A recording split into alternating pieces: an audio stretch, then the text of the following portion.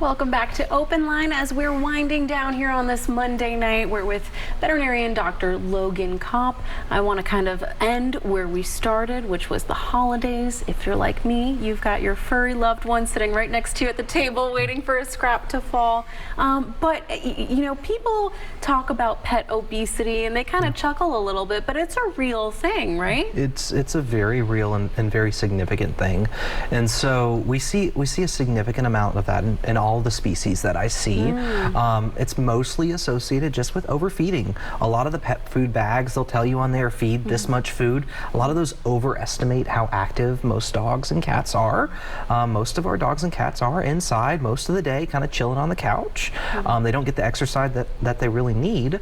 And so, you know, I think working with your veterinarian, we can run calculations and help you determine how many calories should your cat eat, how many calories should your dog eat for weight loss, for gain, for maintenance. You know, we can work with you on that. Also, it's good, make sure that there's nothing else going on. We'll occasionally see some dogs who just can't lose weight. Maybe they have low thyroid issues, hypothyroidism. So that's something that's really important. Make sure that that's not the case. Usually it's kind of uncommon that we'll see that. It's a fairly common disease, but I do think that it's one of those things that, you know, we want to make sure that that's not the case too. And kind of working on, you know, just watching how much we feed. A lot of families will overestimate how many treats they're giving as well, or underestimate, I should say. So they think, oh, I'm only giving 1 or 2, but when you think about it, maybe it's 1 or 2 every time they go outside. Ends up being 10 or 20 a day. Guilty. And that's okay. But we just want to make sure that we account for that in the total calories. It's really, really important. Yeah, and I actually, you know, talking about feeding our loved ones, when it comes to my dog, I don't know if this is the right thing to do, but we leave a bowl of dry food out during the day, pretty much all day. Good or bad? So it depends. So a lot of our dogs and cats will overeat. So there are some though who you can do that. They will say the ideal body weight their entire life. That's the minority of what I see. Most of those we do want to try to measure out and, you know, feed a certain amount in the morning and a certain amount at night. But we can make it fun too. I mean, one of the reasons we leave it out is because maybe they want to go eat during the day.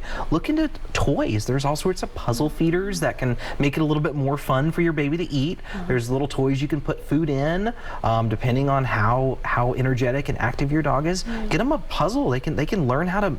It's amazing what they can do to get to a little piece of food. And so I think that's a really good thing, because then it keeps the brain a little bit more active as well, keeps them energized, and I think it's good for them overall. You know, and with dogs, cats, all kinds of animals, is dry food better than wet food? Is there a balance? So I think it's personal preference. I mean, I don't think that there's any, or at least enough evidence at this point to say one over the other. I know that some families prefer wet, some prefer dry. I don't have an issue with either. I'm not convinced that dry food is a lot better for the teeth. I know that's one of the things a lot of families will say. I think there was a study done that actually looked into that and didn't think there was that big of a difference done. So I think overall it's whatever you're comfortable feeding. I mean, wet food can be more expensive. These times maybe it's a little bit more difficult to do, but certainly it's certainly the family's preference. Yeah, and the fact that you said even wet food could be a little bit more expensive. Now we're looking at inflation. Earlier in the show we were talking about how it's even affecting the pet industry. Exactly. So things you really want to think about before you go out and adopt a loved one for the holidays. Yes, ma'am. Interesting. So before we wrap up, a little less than 30 seconds, any final messages, a word for our viewers? No, I think the most important thing is, again, if you're ever any in doubt on anything that may be going on, reach out to your local vet. You know, make a relationship with them. Let's do wellness visits. That's how I can detect those things before they become a major issue. I'd rather see your baby every year, tell you your baby looks wonderful, because then maybe there'll be a time I can find something and we can take care of it sooner.